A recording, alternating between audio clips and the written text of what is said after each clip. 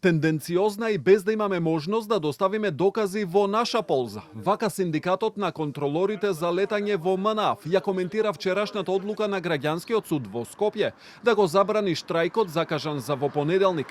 Вела дека не добиле никакво известување за тужба од раководството пред суд со предлог за забрана на организирање на штрајк. Судското рочиште закажано за денес било отповикано и без нивно знаење одржано вчера. Според нив судот сам одлучил дека тужбата по која требало да се одлучи дали воопшто имале право на штрајка е времена мерка. Времената мерка, како што е донесено во решение, како што пишува, не стои никаков рок, што значи дека не може да биде времена мерка, него вика се донесува времена мерка, штрајкот да се прекине.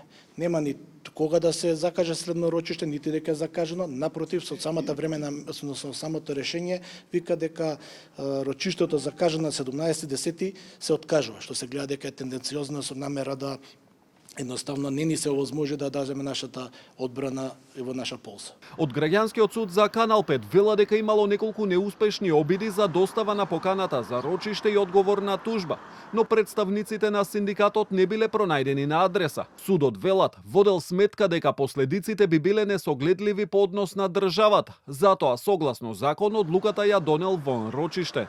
Штрајкот закажан со почеток од 20.10.2025 година е спротивен на сите цитирани законски одредби, бидејќи не е спроведена постапка за помирување. Во барањето не се наведени конкретни барања согласно закон и со вака спроведување на еден незаконит штрајк се загрозува јавниот интерес и безбедноста на граѓаните, а може да се нанесе непоправлива штета во воздушниот сообраќај.